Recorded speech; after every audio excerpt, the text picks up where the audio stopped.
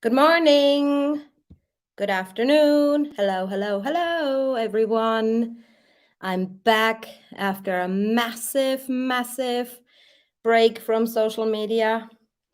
More or less, I was a prisoner of my house. I hope everybody is good.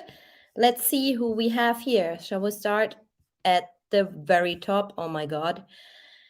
Lynn, Kathy, Cindy, Mrs. O, Susanna, Karen, the third root, the tame tiger, Gina Marie, hello, welcome, Tracy, Ginger G, Crystal, Martin, Dawn, Mischievous, Tracy, Bethy, Dawn, Seeking the Truth with Dave. He cannot be there, he's at work, obviously, but maybe he can tune in. Gigi. Who else have we? Adrian. Hello, everyone. Oh my God, I gotta scroll. Margarita, Nancy S. Hi, Nelly. Oh, so many people already in here. You are my sunshine. Alicia. Who did I forget? DTC. Tumbleweed. Hi, welcome. Cynthia, Sleepless in South Africa. Hi, welcome. Yeah, Pepperpot. Hi. I think that's all. No? David. Hi, David Carter. I hope you're feeling better, mate. Cecile, Wiki. So many.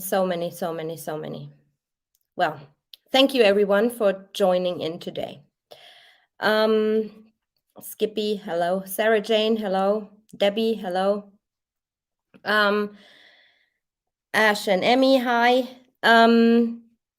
This is not going to be a super long one. Hopefully an hour, 2 hours maximum, as I'm very tired. We have some special people watching today, as Dave mentioned. And yeah, what can I say? Special guest Dawn. I have a kind of bonus material, so kind of a little sneak peek of what you can expect in part 4 when we go into the the manipulation of people, the manipulation by the media, the manipulation by the DA, and so on and so on. And Dawn will tell you exactly about the network. This is going to be a first here on my channel. You actually get to see a little network. So you will know tonight not who is involved, but how many people are involved in this. And it's way greater and way bigger than you guys can ever imagine. Yeah, but let's get right into this. Dawn, if you want to say something, just unmute yourself and just interrupt me, okay? So, warm Okay. welcome to everybody. Hi, Truth Seeker. Hi, Penny. Hi, Karen. Dawn, did you want to say something? Now, just to say hello to everyone, and I'm glad that they came in such great number. Yeah. All right, let's get this started. I'm going to turn off my camera. If I'm out of, hi, Catherine. Hi, Debbie. If I'm out of Wi Fi, um, this happened to me like the past 2 weeks. Some weird, the connection is really weird. Um, just know that I'll be back, okay, within a minute or so. So don't leave, stay online, stay tuned. We get this. We got this. All right. Okay. What's everybody doing on a nice Sunday like this? My granddad is okay-ish. He's on morphine now. He is probably awake for 10, 15 minutes a day, and that's it. He's not talking very often anymore. And yeah, it's basically just, like always, a waiting game. But yeah, I'm just glad, and I'm praying and hoping that we will have him still on Christmas. Yeah, but there's nothing you can do. Nothing. So yeah. Alrighty, guys. As I said, we're going into chapter 2, and there's going to be a chapter 3 as well. I worked double shifts the past week at work because we have so many ill people calling in because of COVID and or some other reasons. So I work double shifts. I hope you guys still enjoy. I found some new stuff. Every time I go through the discovery and through their timeline, I find some new stuff. But yeah, stay definitely tuned for next week, either Saturday or Sunday again. And I'm also going to be doing an interview with Ali Erickson on Sunday on her channel. So it would be nice if you support me over there on Ali's channel. If one of the moderators can put up her channel link, that would be great. Thank you so much. All right, let's get into this. All right, like I said, we're talking about the timeline of death. We're still on part 3. We're still on the 13th of August, since so much happened on that day, obviously. We're talking about the phone again a little bit. Then we're talking about the site of Cervi in general. And we're going to be talking about some cell phone towers. So first of all, for the people who did not watch last time, I'm gonna give a short recap. We were talking about the phones, obviously, and I listed exactly where he was with his geotab and where his phone locked the location. And we came to the conclusion that his work phone was not on site. and therefore I don't believe Chris Watts was on site. But today I found something else interesting, and I'm gonna be sharing this with you guys shortly. So, since the technician made so many errors in the timeline, as we all know, because we proved it, we cannot be sure that Chris Watts took the picture of his laptop screen at Cervi 319. And this picture is the only picture we don't get to see, and the only picture that is placing his personal phone on at site Cervi 319. So here I circled again timeline item number 40, that would be his work phone. Item number 41, that would be his personal phone. As you can see here, it's item 40. I make that a little bit bigger. Just for the people of you who did not see the last timeline, I explain that again. Item 40, timeline number, is basically the entry number. So every time you take a call, send a message, take a photo, whatever you do on your phone, it's registered as a timeline number or entry number. And you see here, it's in the 7,000, so 7785. The technician is telling us that he did all this with his work phone, which is not true, because underneath, this is what he did with his work phone, and that's the real timeline number. So he mixed that up randomly. And therefore, I do not believe that at 7:18, Watts took a photograph of his laptop screen, presumably sitting in his truck. He says it's item 41, his personal phone, and the timeline number is correct. However, this is the only time he is using that morning his personal phone, and this is the only timeline entry that places his personal phone at Cervi 319. So, therefore, he made so many mistakes, maybe on purpose, maybe not on purpose. I don't know. I don't want to say anything more, but I'm very disappointed about this timeline they gave us. It's complete and utter BS, and we're here to figure stuff out. So, then I was talking to Dave a little bit, and he said, well, maybe he got sent this picture of the leak, right? And what you see here to the left, this is an actual screenshot of Cody Roberts' phone. And he provides the messages he had exchanged with Chris in the morning of Monday, the 13th, while on site. And Chris Watts says something very interesting. He says that he is on site at 6:33. And I show you shortly that he might have not lied about this. So, however, at 7:43, Watts told Roberts, yeah, I'm at the 319, 1 second. Watts then took this picture, so the picture of the leak. What's called Luke Apple. It's all in the same minute, right? The co-worker, it's actually his boss, and held a 1 minute 45-second conversation, also with his work phone. Roberts asked Watts, 10 minus 4, how's it look? Watts replied, fresh.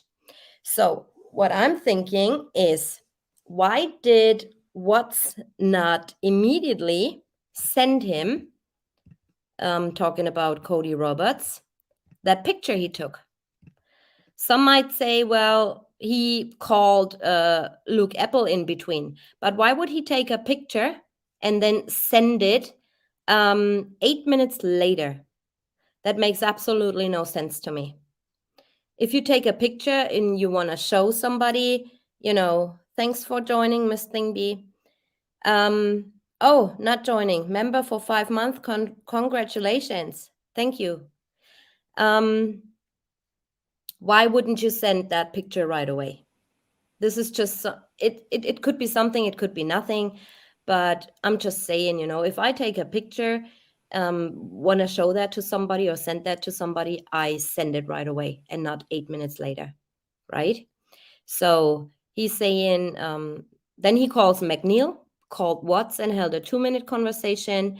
And then at 7:51, as you can see here, when Roberts is asking, is it a lot?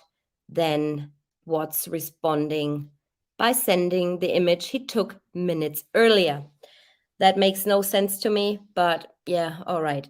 I mean, I don't know. So, what Dave was thinking as a possibility is, we know that his phone, his work phone, item number 40, was not on site, right? Item number 40 entered the Roggen area at 9:02 a.m. So how is it possible that he takes the picture of the leak with his work phone? That work phone wasn't even on site until 9:02 a.m. So it is impossible that he took this picture with his work phone. What Dave suggested was either, and there comes into play what I said as well. Why didn't he send this picture to him right away? Well, maybe that picture was taken by somebody else and sent to what's his personal phone, or that is a screenshot sent to him. Because we do believe that he had help on site, and that's why he was constantly asking people, when are you coming, where are you, you taking long, where you going next, stuff like that. And law enforcement believed, or the technician with his emotional statements in the discovery believed, that Watts was saying that because he was scared that he could be surprised by coworkers coming in, and he is just burying or dumping the girls into the tanks, right? What I think happened, and I believe he thought, was that he was scared that his helper or helpers might be seen on site. That's why he was asking, when are you coming? Where are you? How long does it take you? Blah, blah, blah, right? So, and Dave today on the phone made a good observation. You see the sunlight hits from behind. So he or whoever is standing in front of that leak or those pipes taking that picture, and the sun comes from behind. So, and this is what I want to share with you. So, this is my little compass thingy. Disregard the O, it's German for Osten. It means east. Okay, so the O is east. I didn't realize that before I put it up, so I'm sorry about that. So the leak, this is the picture he took or was sent or somebody else took of that leak. This is the tank where Cece was supposedly in, and the sun comes from behind because he's standing right here. So the leak was basically right under the stairs, right here.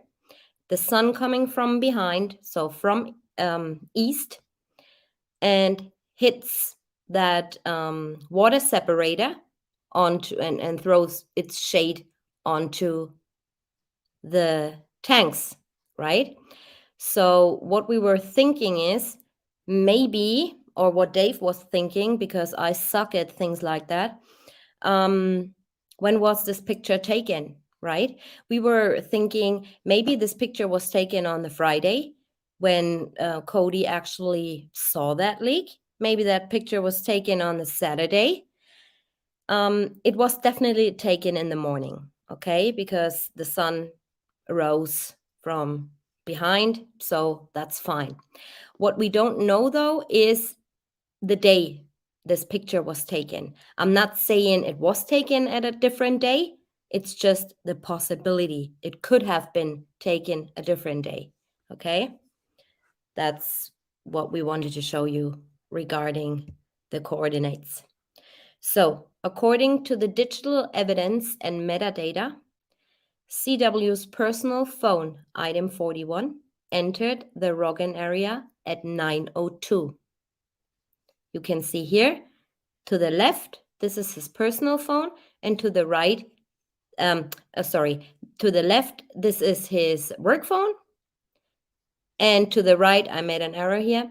This is his work phone to the left, and to the right is his personal phone. So I made an error here. Work phone. For people who rewatch, this is confusing. Sorry about that. So now it's okay. So his work phone entered the Roggen area at 9:02 a.m., as we can see here, and is leaving the Roggen area at 9:30, which is in line with his geotab. Same here, in line with his geotab. What's not in line, but I explained that in great detail in the last live stream. What is not in line is his personal phone.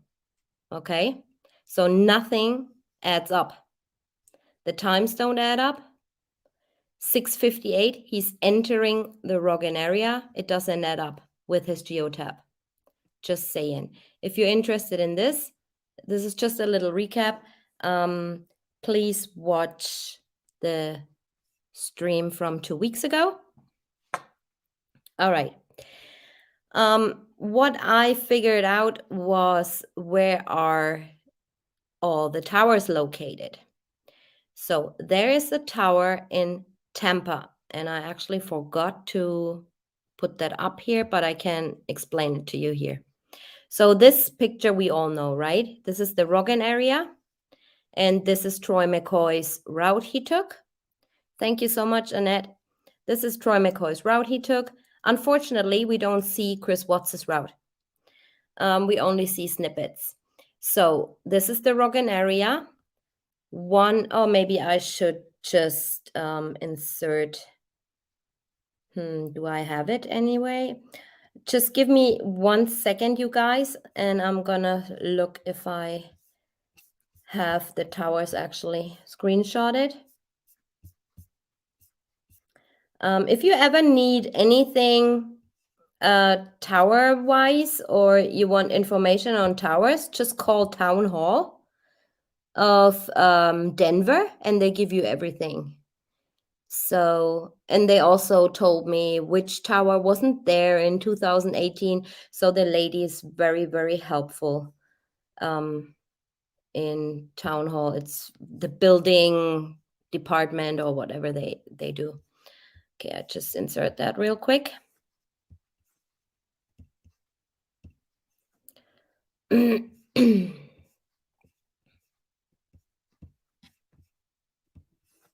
Okay, they also have a website. You can just pull the information off their website. So here's Cervi 319, right here. This all is the Roggen area. This is the cell phone tower of Roggen. This is the cell phone tower of Keensburg. There is another cell phone tower up here. This is Wiggins, but that doesn't matter. So the Wiggins one, Wiggins had one cell phone tower in 2018. Now they have two for whatever reason. There is no cell phone tower in the area. It's right up here, another cell phone tower, but these two, and this one is Keensburg as well. So as you can see, even though this cell phone tower is not Keensburg, it's still called the area of Keensburg. Okay? So what happened is Geotab registers Keensburg because Geotab goes according to that cell phone tower. The phone goes according to the Roggen tower. So every time he drives past here, his Geotab will show you the Keensburg area and his phone will show you the Roggen area.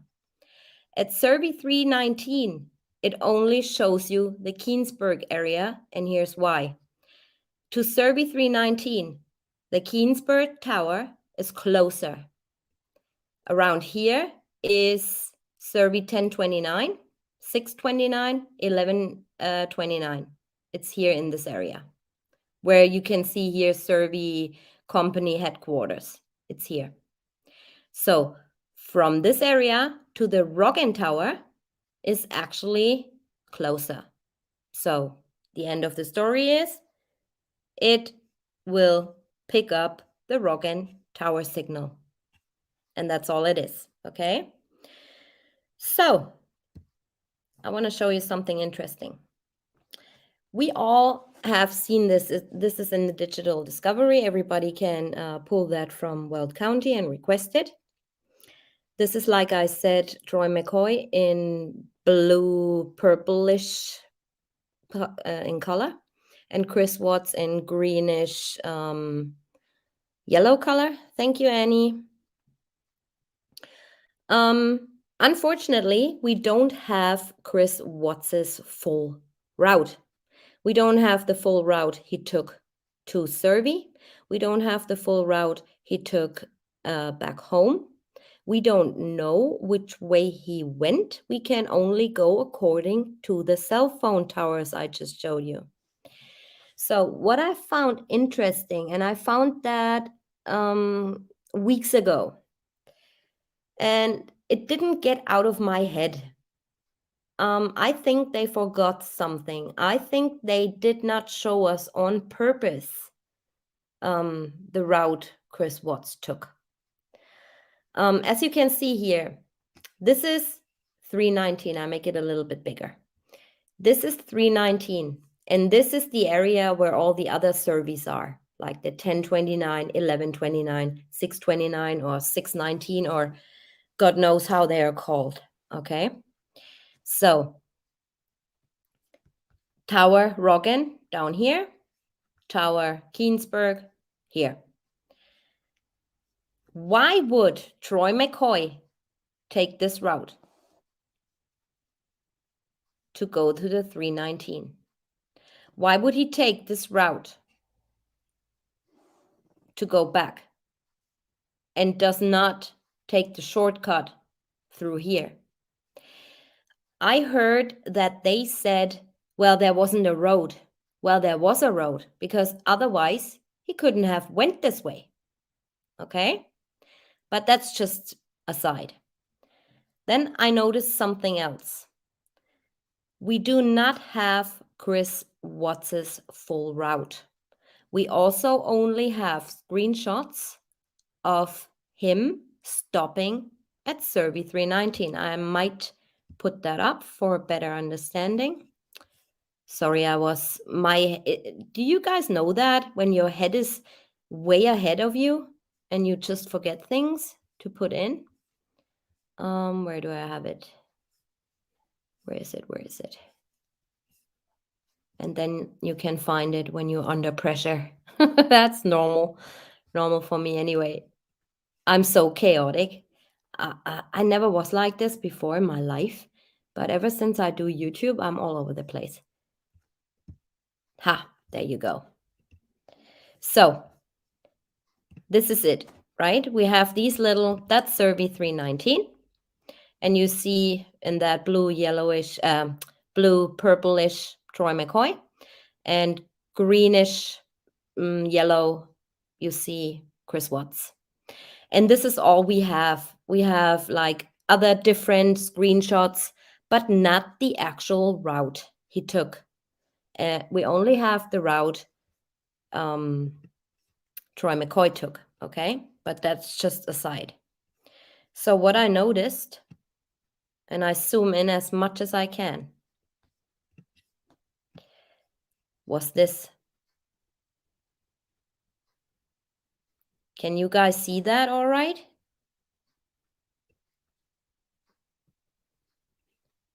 I know if I zoom in, it gets blurry, but you should be able to see that yellow greenish line. Can you guys see that? Just put a yes in. I mean, I see it way clearer on my laptop than probably you guys. Sorry, that was my Dr. Pepper. They still did not contact me, by the way. Mm. So, this here, okay?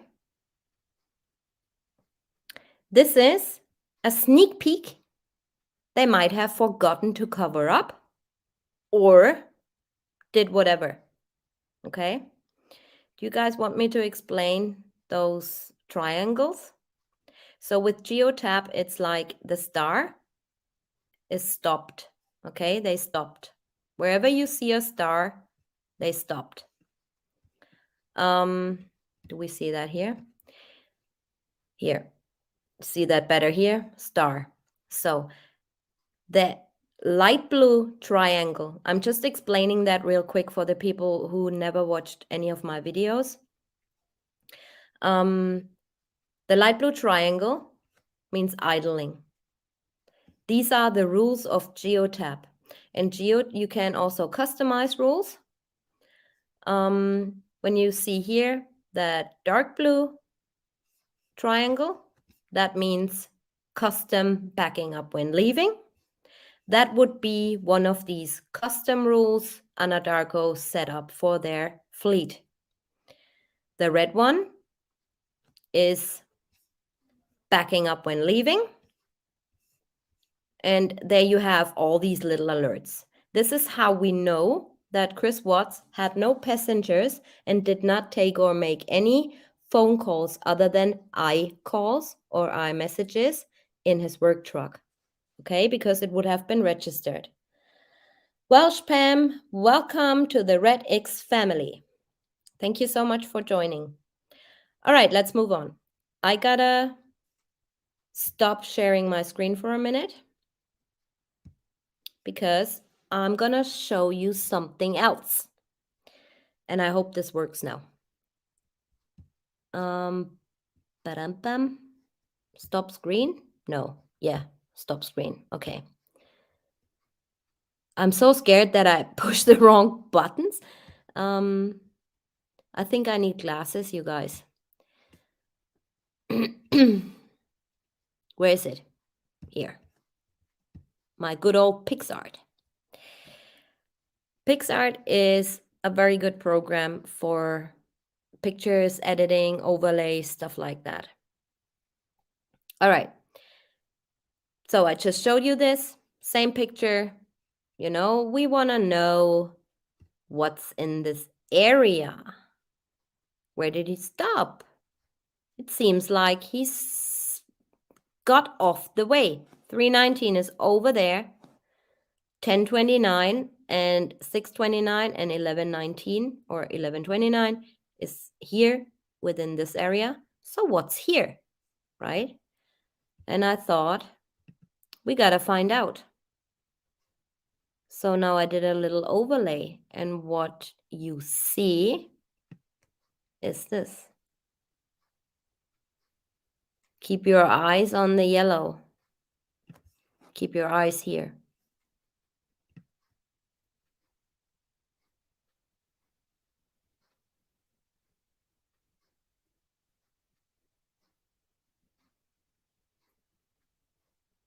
You see that? Go back.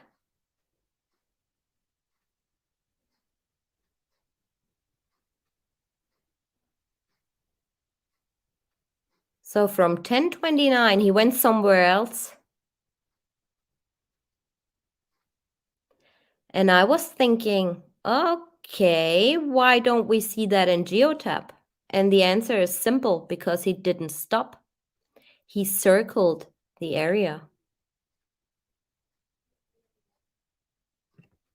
He was right here. This is 1029. And this I'm going to show you on Google Earth now. And this will blow your socks off if you have any left.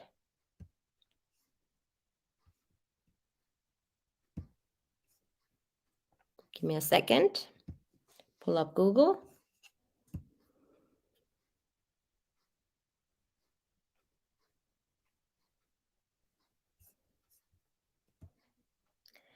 Yeah, the answer is simple if you know how it works. So my studies on geotab were not in vain.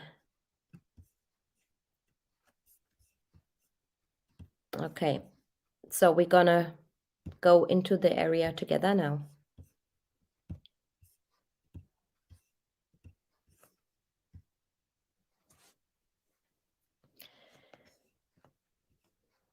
So I'm gonna show you first. This is the 1029. And we all know, for people who did watch my previous videos, I could tell you exactly where he was when he took the pictures, according to geotab and his actual coordinates. So he took the pictures of the sunflowers right here on his way out. He then circled, idled around here. Then he went over here, stopped the truck, and went into the field right here to go to the toilet, basically. Yeah, this is what we know.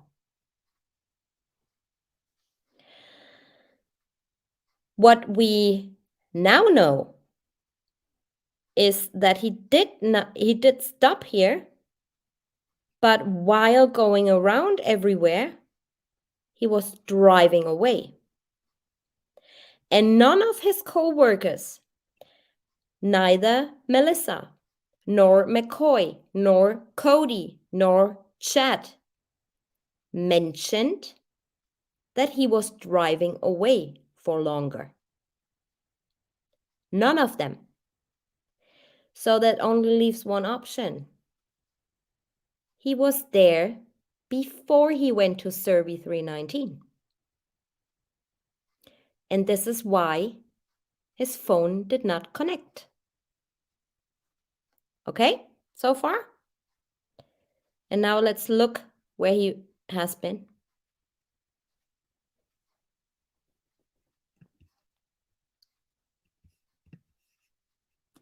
This is where he was. A dumping ground. There are shipping containers, old iron, old tools, basically a dumping ground for everything. Could it be a dumping ground for bodies? Could it be a dumping ground for a body? Could it be a location where somebody was held? What do you guys think? He drove all the way from 1029. None of his co-workers saw him unless they had something to do with it and did not say. And I'm saying that on purpose. None of them reported him driving across the field over here, circling around and driving back. None of them mentioned. So either they are in on it, okay, or he did that while or before he went to the 319. Because we don't have a timestamp on when he did that. Because we don't have his actual route. All we have is this little yellow snippet of what I believe was covered up. His route was covered up on purpose anyway. So who tells us we only have these little screenshots of him at 319? Who tells us that he wasn't anywhere else? That he just parked his truck and walked away? Because remember, in his interview, he says he was at the 629, and the 629 is actually somewhere over here. I believe either this or this is the 629. Well, he wasn't at either of them, or was he? We don't know, because all we see is friggin' Troy McCoy's route, not his. If I could see his exact route, then I could tell you exactly how long, where he was, and where he went to. But we don't have this. Okay? All we have is this little snippet I found by mistake, basically. So we now know what is so significant about this area. Searching for his family? Maybe.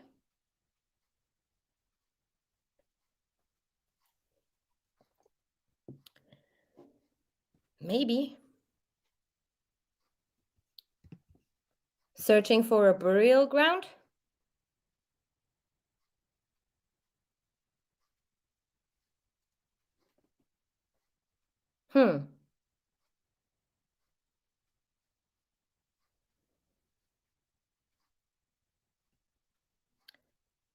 In my opinion, and I believe based on what was made public and what we are given by Weld County,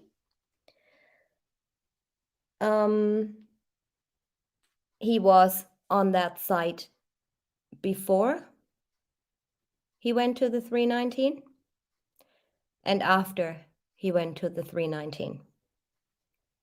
This is I'm assuming here.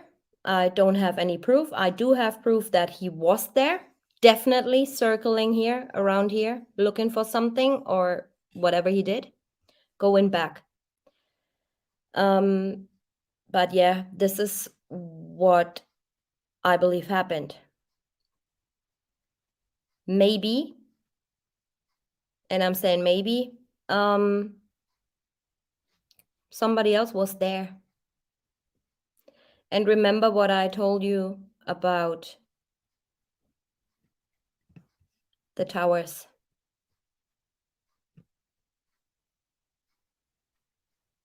Roggen Tower is down here.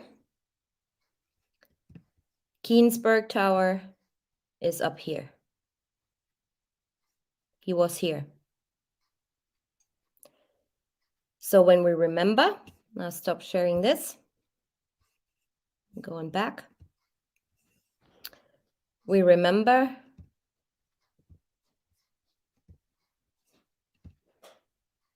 where am I?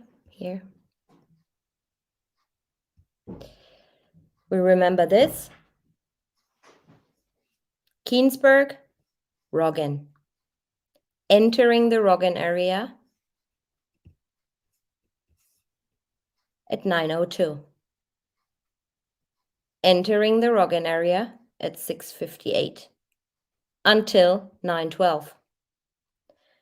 And then 9:55 to 12:58. This doesn't add up. This does add up.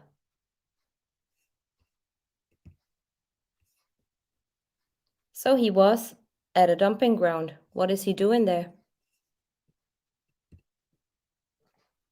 So we're pinning him down to the exact location using the cell towers. So this is a little overview of his geotab combined with his phone. I put Keensburg area wherever geotab logged him stopping or turning the engine off or on or whatever he did. We cannot say for sure when he did enter the Keensburg area because the Keensburg tower is only used by geotab through the satellite, and they did not use the Roggen Tower, which is newer. So let's see what he did here. In the Keensburg area, he was at 6:53 a.m. at Cervi 319. That's correct, because this is what the phone tells us here, and his geotab tells us here. Then he enters the Roggen area with his personal phone at 6:58 a.m. What could have, and I'm saying could have happened here, I park my truck and walk away in an area within 5 minutes. Out of the Keensburg area towards the Roggen area. And this is why his phone locks the Roggen area, entering at 6:58 a.m. So he was in a radius of 5 minutes towards the Roggen Tower. Okay? His work phone. And this is what he did all day with his work phone. Texting, calling, iMessages, iCalls, taking pictures, everything. Did not enter the Roggen area before 9:02 a.m. That means from the person arriving at Cervi 319 until his work phone arriving in the Roggen area is 2 hours and 9 minutes. And remember, you guys, when Coda is asking, how far are the sites apart? And Watts replies, oh, it's just a walk. Right? So he was within the Roggen area. He could have been at any site, anywhere within the Roggen area. His personal phone for 2 hours and 14 minutes. His work phone, he was evidently operating with for only 28 minutes. So who the hell took this picture?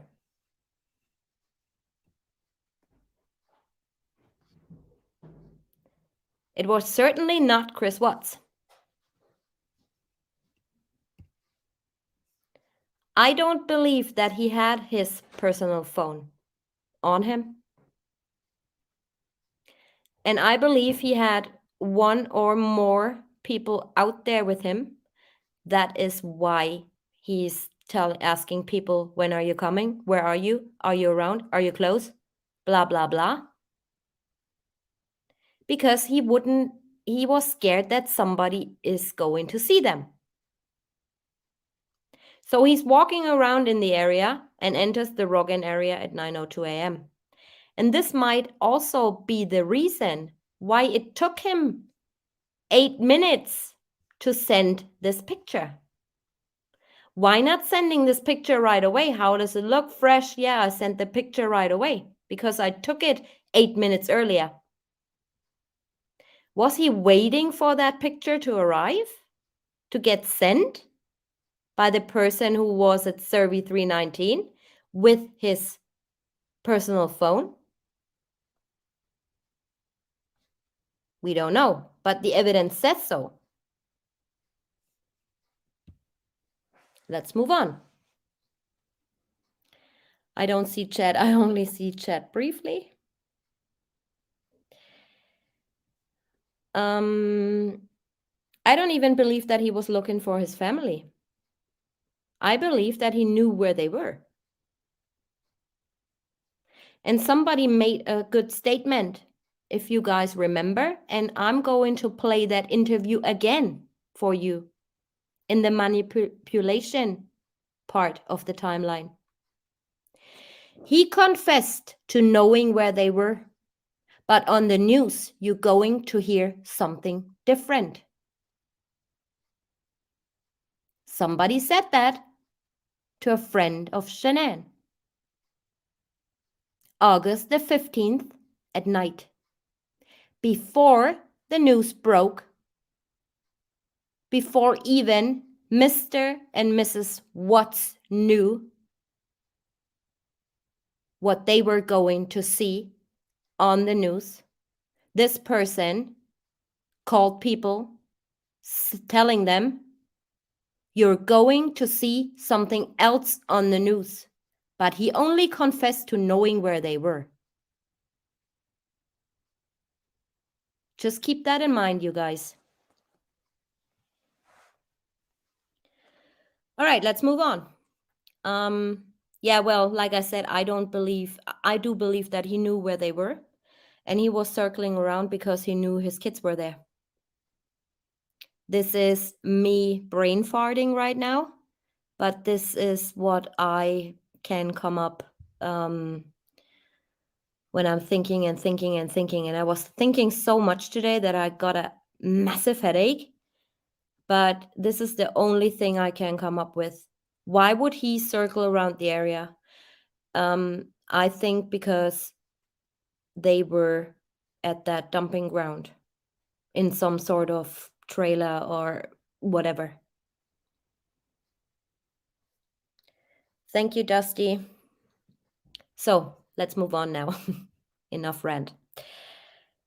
He's leaving the Roggen area at 9:30 a.m., leaving Cervi 319. This is also registered.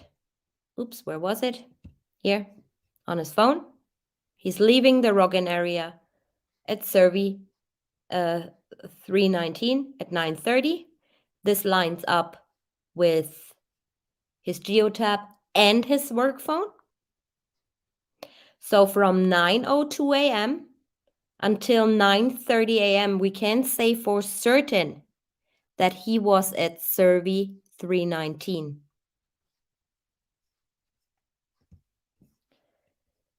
For 27 minutes on his personal phone and for 9 minutes on his work phone. He's arriving in the Keensburg area according to Geotab, but I just told you why Geotab is logging Keensburg rather than Roggen at 9:39 a.m. And from now on, mysteriously, everything lines up. His work phone lines up with his personal phone lines up.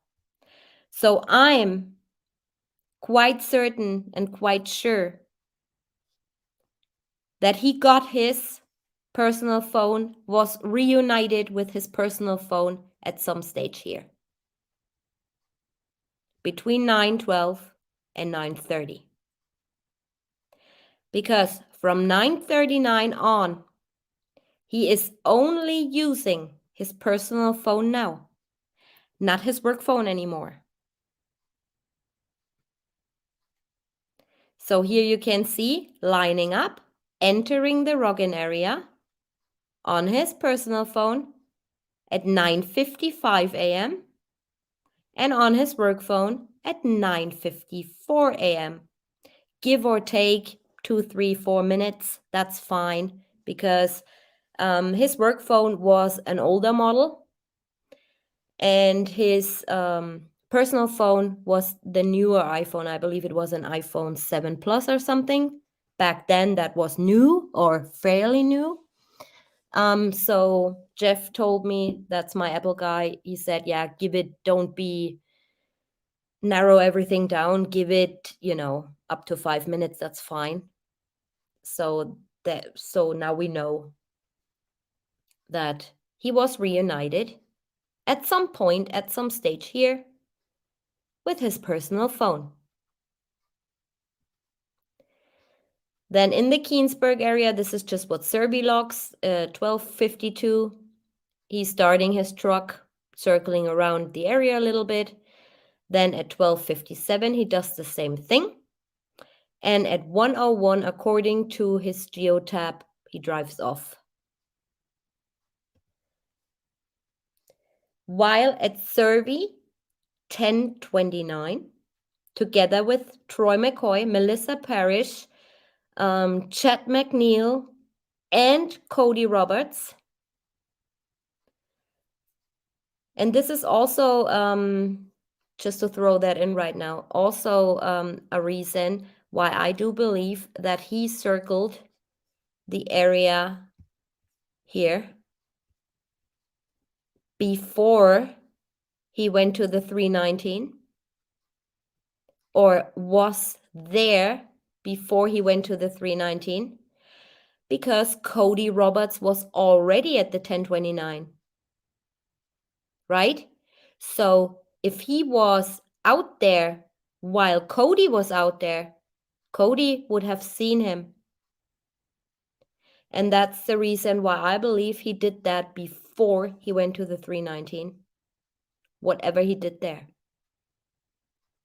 Maybe someone followed him and he gave hand signs, whatever. Yeah, this is a good place. Put them there. You know, we don't know, but it's a possibility, a quite good possibility, to be honest. So from then on, using his personal phone only, and this is all he does with his personal phone at 10:29. He does nothing with his personal phone on Cervi 319 for some reason, because he didn't have it. Okay? So from 10 a.m., he's doing all that stuff. Searching battery lyrics. 10:28, Sandra Rusek calls him. 10:33 to 10:41, search for hotels in Aspen. 10:42, he calls Snowmass Resort Hotel. At 10:44, Sandra Rusek calls him for 1 minute. Then a minute later, he's searching for Groupon. 10:51, he calls Sandra Rusek for 12 minutes. Then he takes 2 pictures of the sunflowers. Then 12:17, a minute later, he receives that Vivint alert on his personal phone that Nicole Atkinson is at the door. At 12:18, he calls her, telling her, stop messing with my door. 12:21, he texts Josh because he ignored a message he got from Josh earlier. At 12:27, he calls NA for 3 minutes. At 12:27, Ann Meadows is texting him in that group chat. Hi, I'm your realtor. I do your freaking house stuff. At 12:31, this is when shit hits the fan slowly. Eddie texts him. Then he calls NA. Then Cassie starts texting him. And now get this. At 1:01, he's leaving according to his geotab. He was all friggin' day, at least 4 hours with Troy McCoy, right? So at 1:13 p.m., McCoy texts Watts, is everything okay? I hope everything is okay. What the heck? You just been with him for 4 hours. And then 10 minutes after he left, you send him a message? That's pretty weird. Pretty weird. So, his personal phone is leaving the Roggen area at 12:58. That's fine because his geotab gives us 1:01. That's a 3-minute difference. That's fine. His work phone, older, slower, leaving the Roggen area at 1:06. So he's basically taken 5 minutes to get into the Keensburg area, where his geotab then logs the Keensburg Tower again, rather than the Roggen one. Okay, so this is it so far. And here my little minion, my mic drop minion. Found that thing so cute. All right. Yep, he had helpers. I believe there was not one, but at least 2 people out there with him in a different truck on site or whatever. I believe Dave is right when he says he could have received the picture of the leak. Yeah, I mean, let's see what happens in the near future, guys. All right, how to preserve evidence not. This is just a little special thing. I wanted to show you how idiotic Weld County is with all his people who worked that case and call themselves technicians and forensic guys and whatever they do. This is also in the digital discovery. Everybody can have it. It's free. Just request it. So this is actually the video of Cervi 1029. So this is one battery tank of the 1029. And now just watch. It's not a long one. The officer or agent goes through, goes to the side, and then watch. Keep your eyes on the floor, you guys. Oh, I'm not allowed to say you guys all the time. Somebody was mad at me for that. Just keep watching. It's not a very long video. You see the tire tracks? You see the tire tracks leading behind those tanks into the nirvana? Yeah? See them?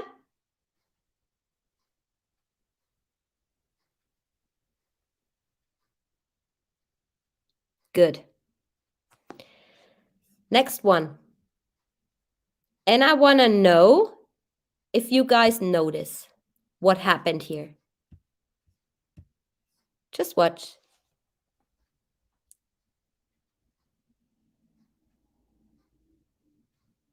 Tire tracks. Washed away from the rain, obviously. Okay.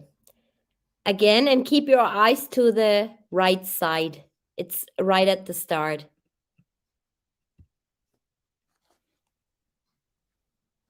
You see that? What is he doing?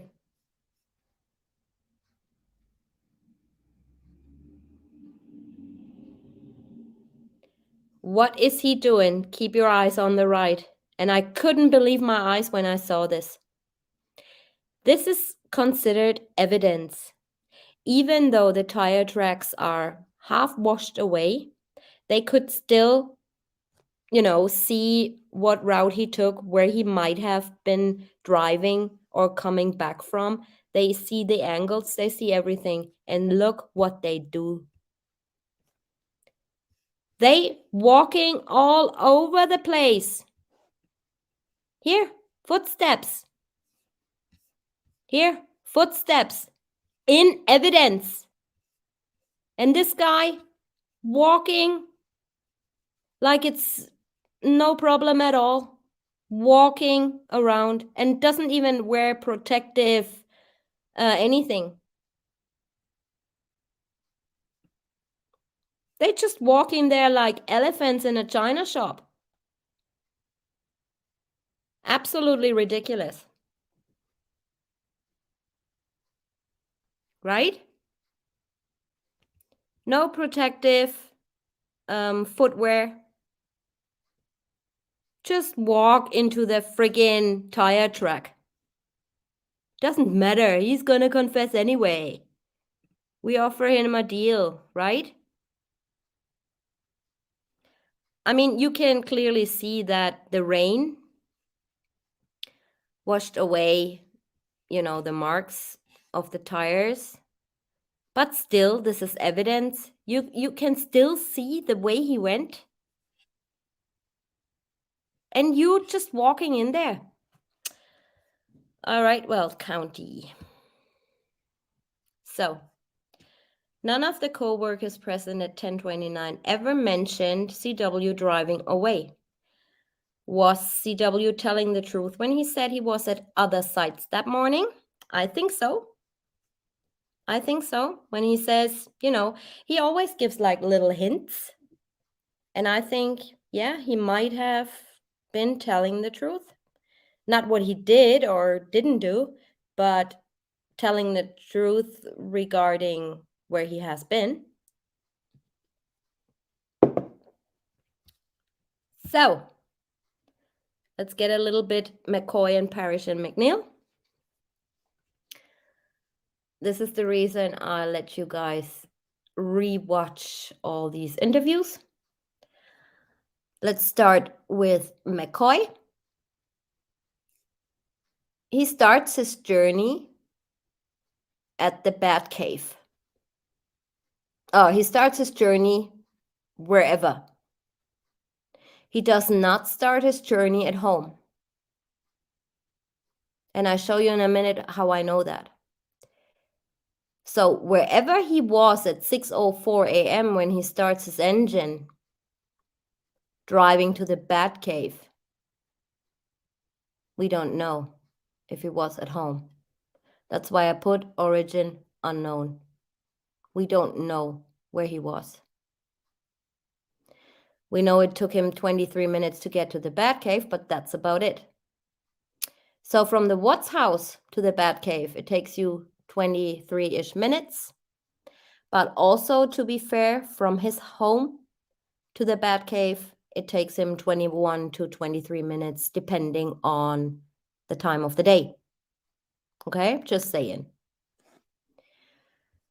At 7:40, Chris calls him for 3 minutes. And at 7:44, he left the location at the Batcave, where he has been since 6:27. So an hour, 15 minutes-ish. Troy says when Chris called him, he had to pull over to the side of the road because they are not allowed to take phone calls that would register in Geotab, right? But he wasn't even driving. He wasn't even leaving. He was leaving 4 minutes later, so how can he pull over on the side of the road and decline a phone call? Weird. So at 8:51 a.m., he arrived at Cervi 319. He left a minute after Chris, arrived 2 minutes later than Chris. Then he does some weird stuff, starting his truck at the 10:29, at 10:25, idling for 20 seconds. At 1:59, he's leaving Cervi 10:29. At 2:39, he stops in Hudson. 4 minutes later, he's leaving Hudson. At 2:58, he arrives in Fort Lupton. Half an hour later, he starts his truck but doesn't drive away right away. Then at 3:25, he turns the truck off again, still in Fort Lupton, same location. And finally, at 3:56, he left the Fort Lupton location. And at 4:33 p.m., he comes home. And now let's look at this. This is where he starts his journey, in Platteville. Where does Chris start his journey? At home, right? So his first stop is 1, at home. McCoy's first stop is Platteville. So he starts his journey there at the Batcave, not at home, at the Batcave. This is his first point of stopping. Chris's first point of stopping is his house in the morning. His second point of stopping, stop 2, is the 319. The third and fourth is also the 1029. The fifth is Hudson. Hold on, did I just do a mistake? Oh no, he starts his truck, yeah. Fifth, Hudson. Sixth and seventh, when he starts his truck once, so it's registered at 2, stop 6 and 7. Fort Lupton, and number 8, he's at home. This is Frederick. This is where Chris starts his journey. And this is Platteville. This is where McCoy starts his journey at 6:04 a.m. in the morning. I don't know. Maybe his truck was at the Batcave, but for what reason? We don't know. We don't know. Let's move on to Melissa. And I'm going according to what they actually state in their interviews because I have no data, I have no geotab, I have nothing of them. So what they say is they arrived at the Anadarko office and both state the same thing around 6 a.m. That's why I put 6 a.m. At 6:39, Chris calls McNeil, but he does not answer the phone. Then here between 6:41 and 6:44, he messaged with Chris quite a bit. It's in the timeline of the discovery as well. Then they both say between 7:45 and 8 a.m., they left the Anadarko office to go to the Batcave. So, if they arrived before 7:45 or 7:45-ish, they must just missed Troy McCoy. They just missed him by a minute. If they were there at 7:45. Then at 7:47, McNeil calls Watts for 2 minutes. He is saying he arrived at 8 o'clock at the 319, which is in itself BS because why would you call somebody at 7:47 for 2 minutes? Driving, geotab, registering, stuff like that. And then 10 minutes later, you're at Cervi 319 anyway. So what I'm thinking is they were close to 8:30 arriving. And this is what Melissa states. They were arriving around 8:30. Someone else drove Chris Watts' truck. Very much possible, Donna. Very much possible. Well, somebody did. He did not do this alone. No way. So they were going to the Batcave. Okay. And I'm not incriminating anyone. I'm just saying it takes them like 30, 40 minutes to get from the Batcave to Cervi 319. Check how long it takes McCoy. Over an hour. Over an hour. Well, no wonder he's circling around and taking weird routes. Okay? Oh, this is just another thing. And sorry, you guys, but I could not find a more fitting picture for that technician. This is just what I found by mistake, just to show you again that he is mixing up the timeline and item numbers. Yeah, so now it's 7:40. All of a sudden, what sent a staged message to Shanann's phone? If you take the kids somewhere, please let me know where they are at. Could be that he sent this message, but not with his work phone. And it wasn't him because he wasn't at the location. He was with his work phone somewhere else, circling like I just proved to you. So I think that's a fitting, that says it all. And yeah, I couldn't find a more appropriate picture. All right. I gotta show you guys this again because this is just honestly pissing me off. I mean, where did they go to school? This is the first thing you learn in police academy or whatever, do they never watch movies?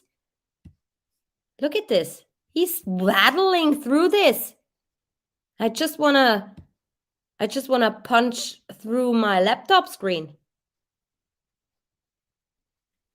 They're just battling and none of them actually had any protective footwear, gloves, nothing. Not even at the house. Okay, so Parrish later stated, it's in her interview, that she returned to Cervi 319 on Tuesday morning by herself because she says so. Because they weren't able to fix the leak on Monday. So what she actually was saying is, they weren't able to fix the leak, and she was wondering because Chris is so clean and he always does stuff, cover stuff up and clean stuff, and he just left it. That was weird to her. And they all left for the 1029. Okay. So this was the drone footage, and the leak was still visible on Wednesday. So what exactly did you fix, Mrs. Parrish, on Tuesday morning? What exactly did you fix? Wasn't the leak still there? Still there. This picture even lines up with what he actually, where is it? Sent to Cody. Look at this. It's the same line going down here. It's unbelievable. See here, running down here. Same leak. So what did she actually fix? A leak? Yeah. Where? In Greeley, maybe? Here you go. Oh, I forgot to put Chris Watts did not act alone. So yeah, she was not fixing a leak. So why was she there Tuesday morning before the water truck guy came? And then why was Troy McCoy there? Why? Has he stated, oh, everything was okay, everything was normal, nothing unusual? And then they caught him lying, call him back, went to the office, interview him again, and then he breaks down. I'm so sorry, I did not tell you that I was there. Well, why not? Why lying in the first place? And then calling your coworkers, telling them to call police and tell them that Chris Watts had new work boots he didn't wear? Why? Why is that significant? It does not matter.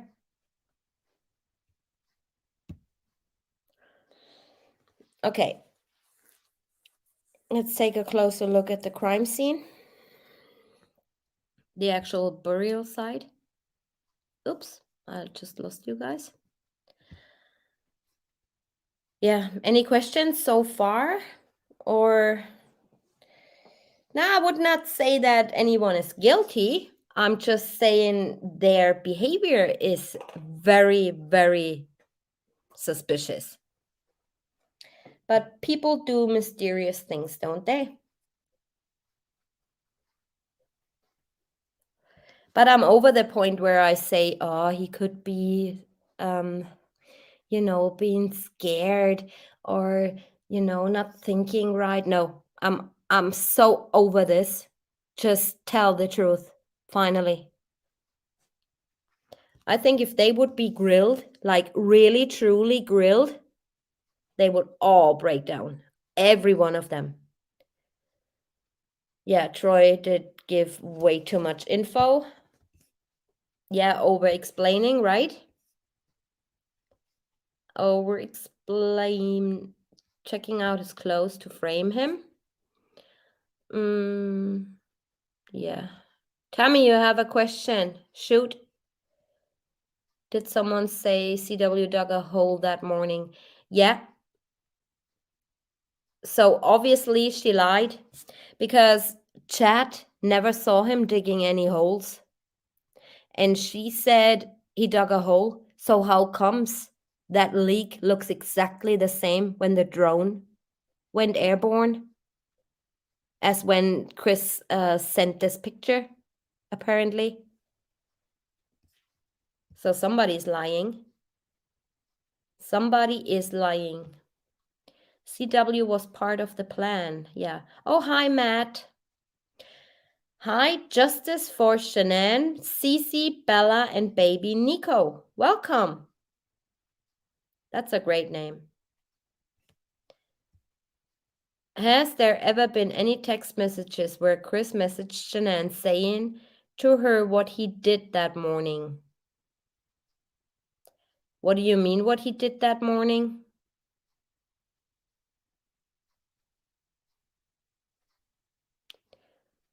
I think I don't understand your question, Tammy, but it's late for me. Ah. Shut the F up, Donnie. Hi. I think he was looking around for, some kind of place for them to be, to hide or whatever. Yeah, she said, yeah, he said that. He said, if you take the kids somewhere, let me know where you're at. Hi, Monica. Daddy was digging a big hole. Who said that?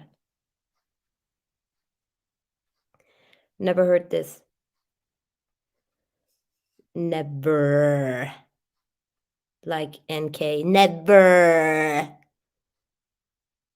Duck face.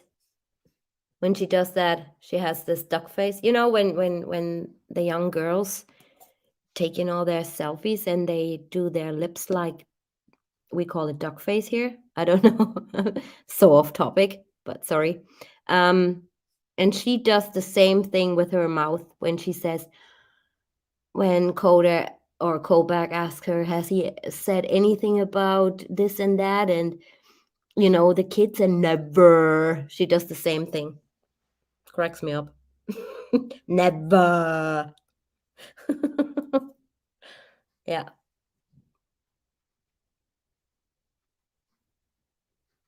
Coda was told the kids were supposed to be at Primrose on Monday in Erie. Heard it very clearly. Yeah. Looks real stupid. What looks stupid? Hello, Cece said to a boy. Yeah, but I gotta say something about this. You know, the Lindstroms, and I'm gonna be very honest now. The Lindstrom family, if I had something happen to me like this, and agents of the FBI or any law enforcement authority is visiting my house to interview me, I keep my freaking kids quiet. Put them in another room, lock them in, do whatever. What they did with these agents, that was absolutely not normal. Letting their kids run. I mean, okay, kids can run, kids can do whatever, no problem. But if you're talking about important stuff and you get taped, recorded, whatever, why are you letting your kids scream their head off in the background, running around like crazy people? No. No. This is not what you do. Just not. This is so disrespectful, in my opinion. And then I heard, I know what you mean now, Elizabeth. I think from what I heard them saying on this other YouTube creators channel when he did a professional interview with them.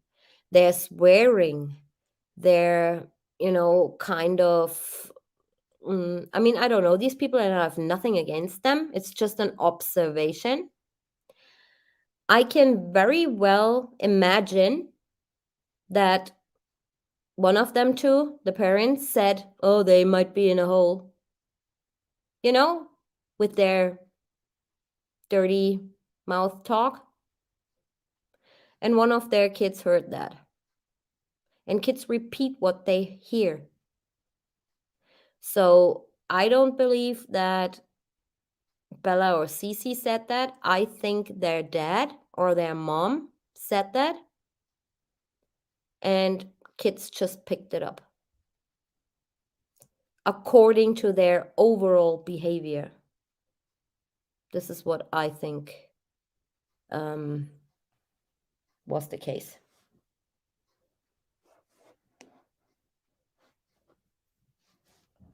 I don't think if that hole was dug Friday, Saturday, or Sunday even, do you think it would be that shallow? I think they would put her way deeper. Way deeper.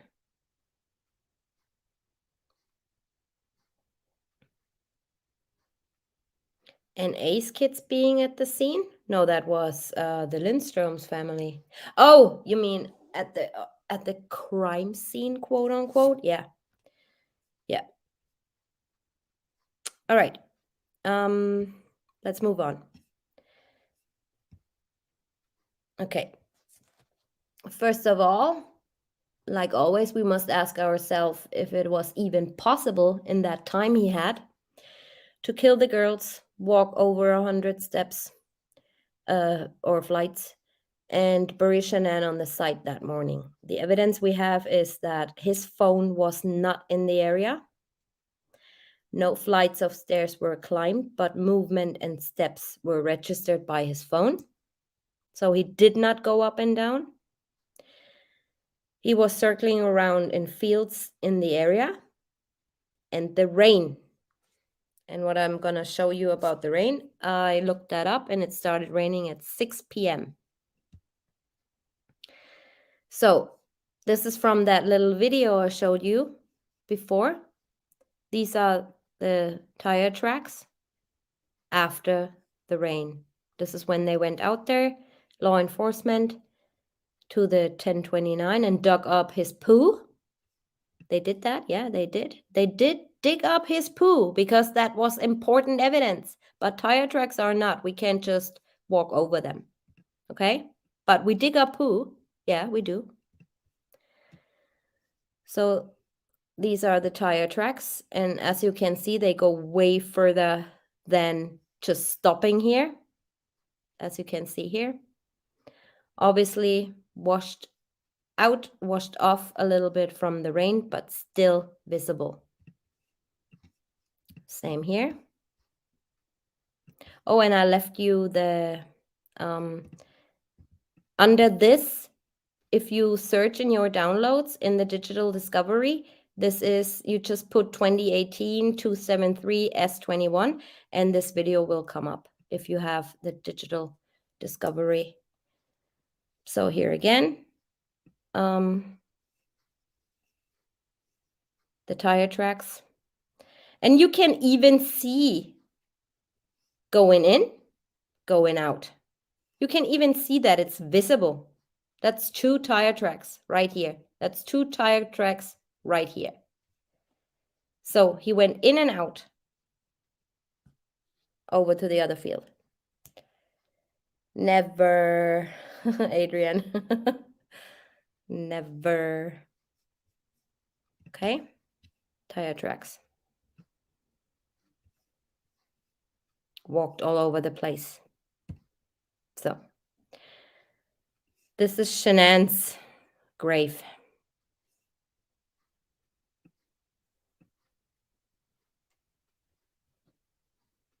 The rake right here.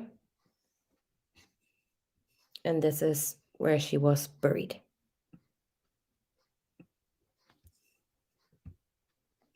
This is the rake. I personally, but that's my own opinion, opinions on this differ very greatly. I think that this rake was out there for 2000 years, according to the looks of it. I also don't think that there's any blood on that rake. I think that's what is it called? You know, rust, whatever. I think that rake has nothing to do with that crime. I think that was out there for forever. But that's just my opinion. Okay. I gotta tell you that it's not very graphic to me. It's just a, reenactment basically. But for some of you who are watching, this might be considered disturbing. So if you are sensitive, please leave now. To me, like I said, it's not, I'm not gonna show dead bodies or anything, but I did something, and for some, many people might not take that in a good way. Okay. So I'm reading you how Shanann's body was found, and this is, we're gonna go into this very, very deep in the next parts. When I come to the autopsy, this will be members only, I can tell you right now, because I did 2 videos before that with a former friend of mine, and they are also members only, just simply because of the content. And I'm sick of it that I have to, reassure and make sure that, if you want to watch it, watch it. If not, then just don't. But I'm not playing around with YouTube all the time, the content has to be this and like that and like this. I just made it for members only, and that's it. And also, I will be putting the timeline when it comes to the autopsy in very, very deep. I'm also going to be putting that members only. So thank you for understanding. So the portion of Shanann's body closest to the surface was located approximately 3 inches below the surface. The body was lying face down in a kneeling type position with her head facing in a westerly direction and in a declining position deeper into the ground from her lower torso.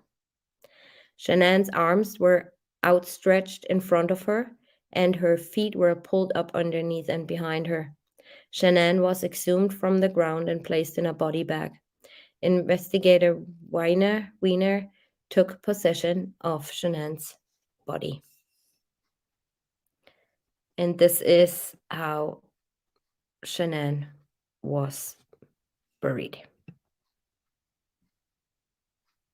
In that position. Her feet were a little bit more up, obviously, and her lower torso was deeper in the ground than her behind and her arms.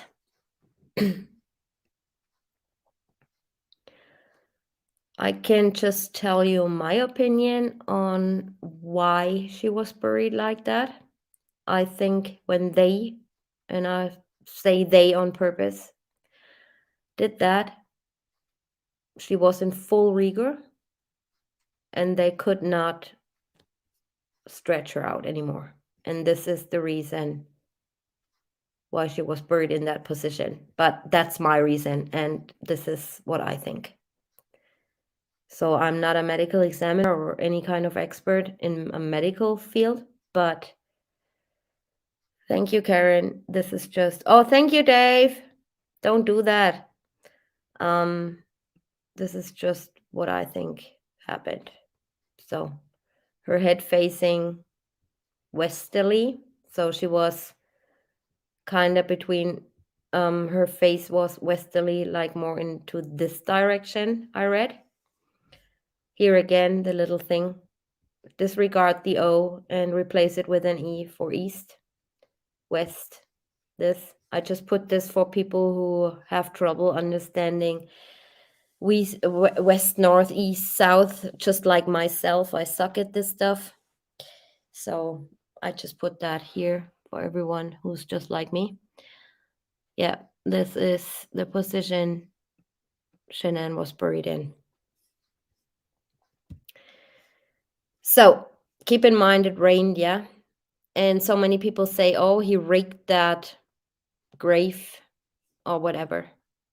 Does this look like rake marks to you? This is what rake marks look like. Yeah? These are rake marks in sand. Thank you, Mama T. Does this look raked to you?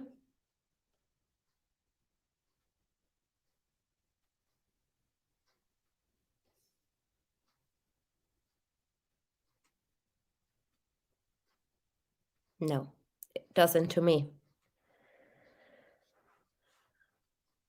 What I think odd is this. You see that here? These zigzags here and here and here and also here. Zigzaggy shape. Cannot blow that up more here. I think those are tire tracks. Here and here.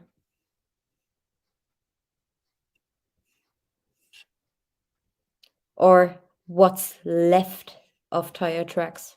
You see that here?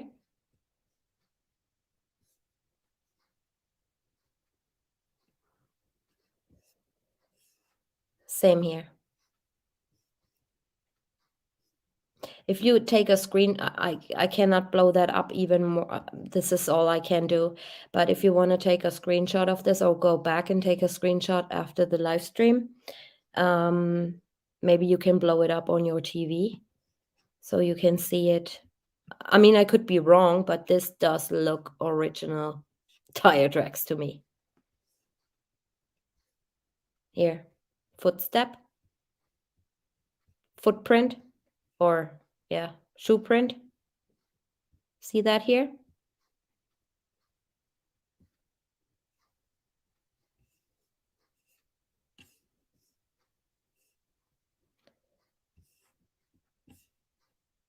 Also not mentioned, the shoe print. And this is drone footage. These are pictures taken from the drone. So this was actually when that grave was not touched at all. So the drone flew over it. And once they saw that sheet, they went out into the field. Right? So this was totally untouched. And here's a footprint. Here are tire tracks, in my opinion. And here's that freaking rake, which is overgrown on the sides, as you can see, too. So I really don't think this has, I mean, opinions differ, but I don't think it has anything to do with that crime. All right. And now I did a little bit of artwork, arts and crafts. Please don't laugh. So I don't know what kind of truck or work truck Troy McCoy is having. I heard he had the same model and the same color, I believe. So I just put this little old thingy here. Here, Shannon, or, I'm sorry that I couldn't think of any other way to make it visible for you and so you guys can visualize it. So I'm sorry if this is going to be disturb you, but yeah. And as you can see here, no protective clothes, nothing from the agents. So We all remember, and this is also in the discovery, Troy McCoy says Chris Watts parked here with his headlights facing.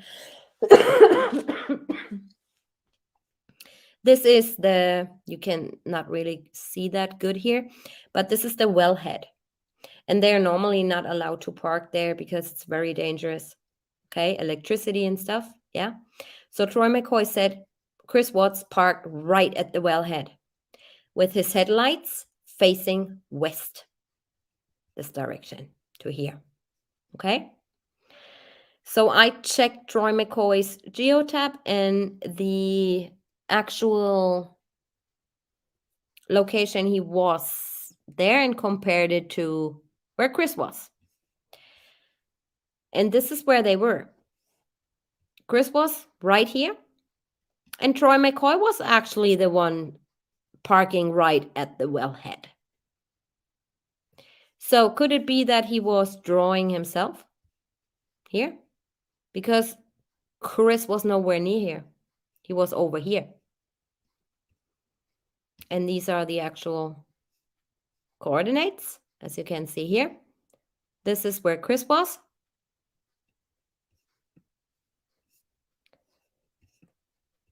And this is where Troy McCoy parked.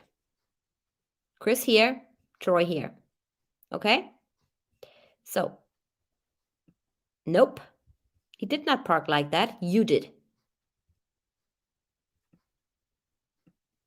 Also, a subscriber of mine made a good comment. She said, what did you say? I already forgot. When Troy McCoy was asked if he had seen Chris Watts at Cervi 319, he said, I saw his truck. And the agents, unfortunately, did not ask again. So if I would have sat in this room, I would have said, hold on a minute. What do you mean you saw his truck? Was he there or wasn't he? You know? I think every one of us would have said that. You know, but they just move on. They did the same thing with Chris. They just moved on. He said, oh, the kids woke back up.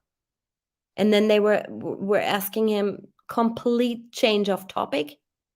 And I don't understand why they do that. Because they're stupid. So, coming to tire tracks again. These are obviously tire tracks. Right here. And then you can see tire tracks going here. And here. And here. Yeah, the bigger I make it, the more blurry it gets. But I think you guys can see that. Here, here. So if I'm right and these are tire tracks right here, you know, I just showed you at the grave, and those are tire tracks. There were at least 2 other vehicles. Thank you, Catherine. Catherine, I gotta send you a message. We're on a mission again. I got an email, an interesting email, and this is right up your alley. Tire tracks here. Tire tracks here. Tire tracks here. Does that line up with this one? No. It goes here. Okay, so this is where Chris Watts's truck was parked. Do you see the tire tracks here and here? And when you blow that up on your computer screen or on your laptop or on your big TV, I know it's barely visible, but hold on. Maybe I can give you some kind of, it's right here.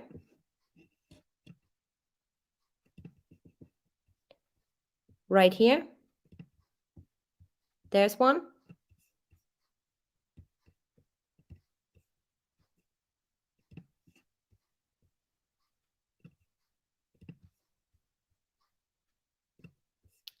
And here.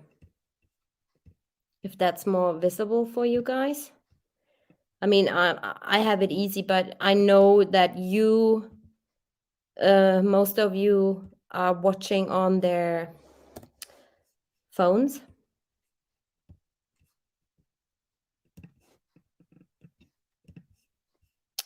Here. So it goes along here, as you can see. You guys see that? Really? Without zooming in? Okay, I need glasses. Okay. Those tire tracks look exactly the same as those. And this is taken from that little video where they're walking all over the place, as you can see here. And you see that those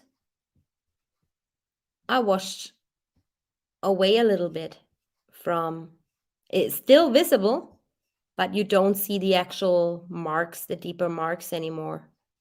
But you can still see that those are tire tracks. And this was Cervi 1029, and this was Cervi 319. This to the right is the drone footage, undisturbed, and this is the 1029 where he was. Okay, so they do look alike.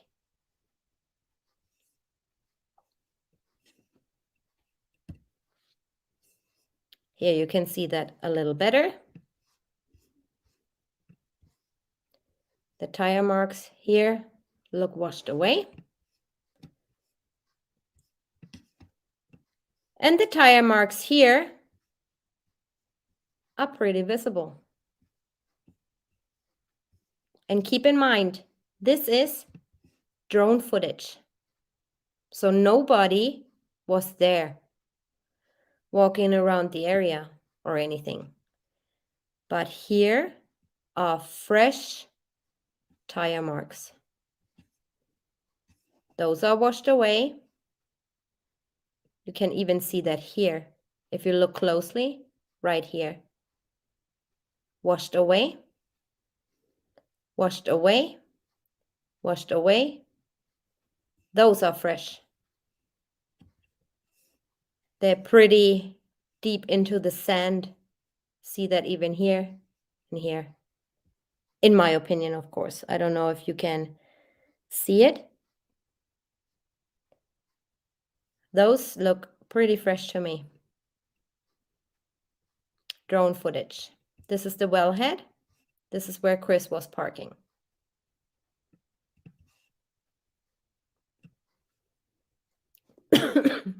So you see the distances are not that far.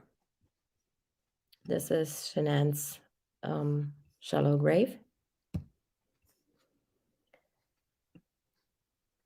So, and this I put for everyone to see because some people say the water truck guy or McCoy should have seen the sheet. I don't think so, because look how high the weeds are. These guys standing there, and this is how high the weeds are. And do you see from that location just now? I mean, I don't know how it is when you stand right in front of it, but I don't think that you could have seen the sheet, which is roughly over here. I don't think you could, but what you can see is all the tire marks. Very good. Here's a little bit disturbed ground. But like I said, blow it up on your big screen TV or whatever, and you see it. Same here, disturbed. And I bet you those are tire tracks too.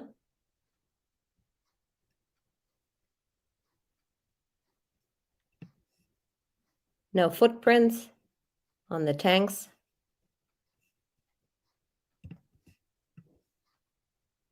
And the leak right here.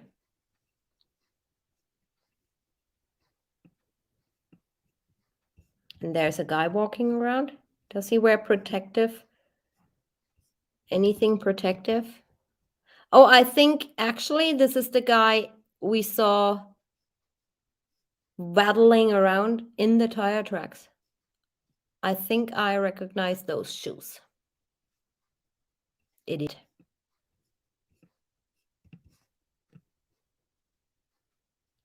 So,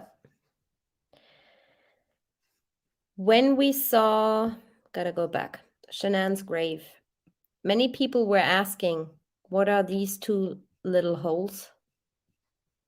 Were these attempts of digging out two other holes for the girls?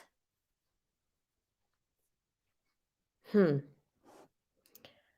was it something else? Because as you can see, the grave is not very, very large.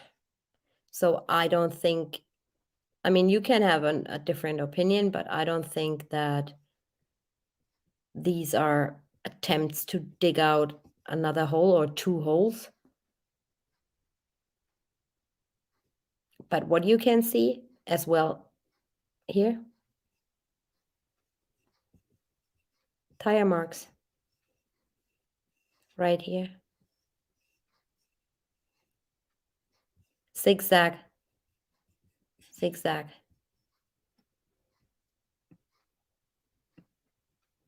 Okay. So, truck stuck? Possibly. Possibly. Where was I? Ah, yeah. Okay, so these two. And I did something, and please forgive me if you find that quite hilarious or stupid or whatever. But, I'm not an expert. I don't have the equipment. So I did my hard work again. And I can tell you what I believe happened here. I believe these are knee imprints of somebody kneeling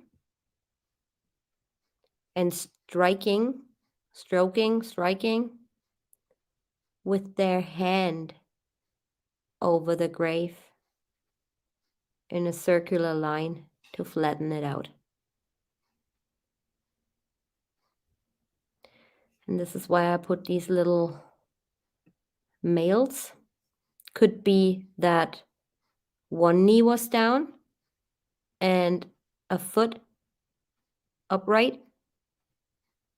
And this is just to show you, this here is just to show you what it would look like when you bend over with your arms stretched out, smoothing the grave, right? Thank you. Sometimes I'm missing words. Or just both knees, or bending forward to smoothing out the area or flatten it out. This to me looks like somebody kneeling there and, smoothing that grave out. I'm kind of a little bit sad when that's why I cannot talk that loud or, because my brain is just working, because when I look at these pictures, and I rarely do, because it really truly hurts me that I know that this poor woman is in there. It's just it's just I'm lost for words. It's just disturbing even to me. And I'm normally not that kind of girl who, is sensitive or sensible or whatever it's called, but seeing that, I mean, it's fucking sad. Sorry for swearing, but it is. It's just fucking sad. Hi, Tish. Welcome to the family. It's just sad. Yeah. So this is just what I wanted to show you regarding her grave. And to me, Shanann went into that grave after the rain.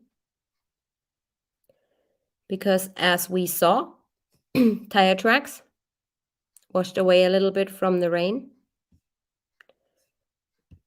Does this look washed away from the rain to you? Or does it look fairly fresh?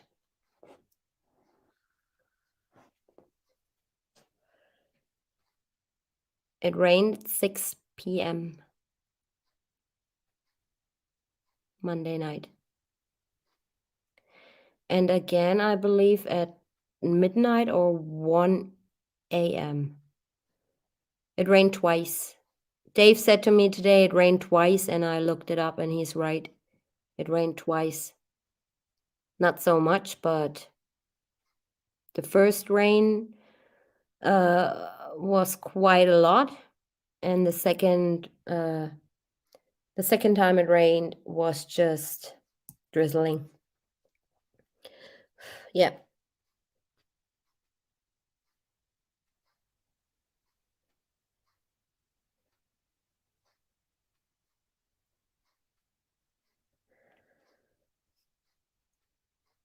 Yeah, this is what we believe happened.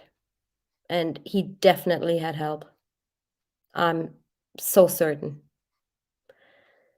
that this woman and her poor little children, they went in there sometime Tuesday, maybe Tuesday night even.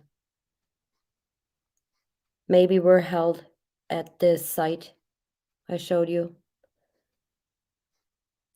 And went into those tanks and in the grave on Tuesday.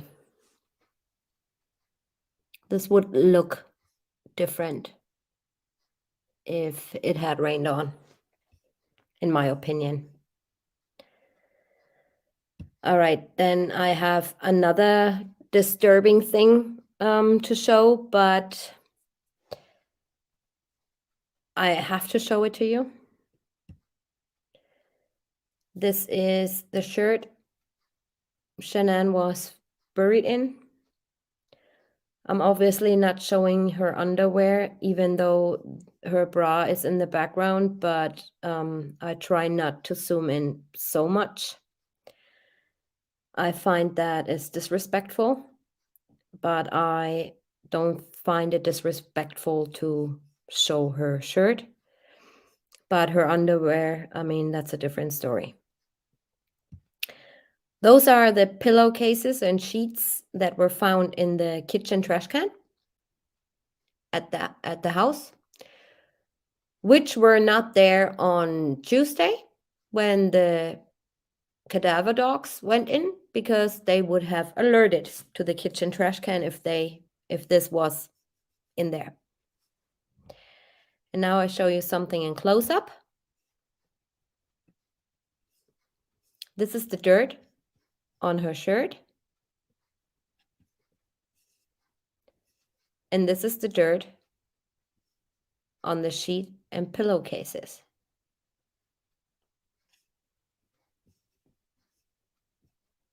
How does this look to you? I think it's the same substance.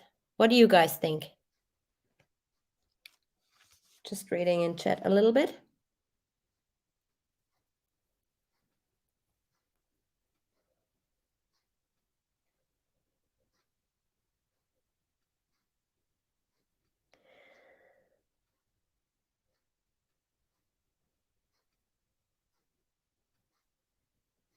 looks the same.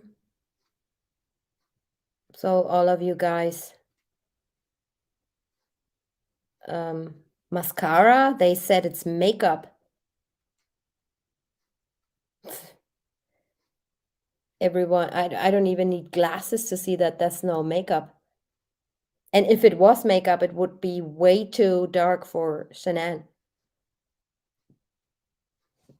Exactly, Karen. What friggin' reason would there be for Chris to bring the dirty sheets back home to throw it in his kitchen trash?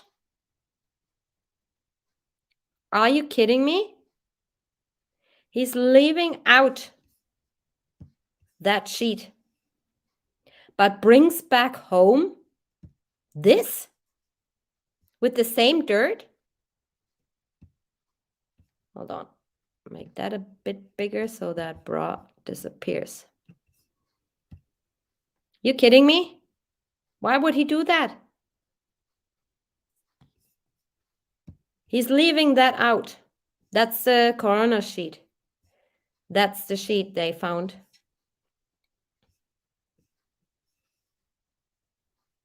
He's leaving that one out at Cervi. And then says, oh no, I better, because I'm a clean person, I better take that home and throw it in my trash can. Are you kidding me? I mean, people think differently when they commit crimes, but no.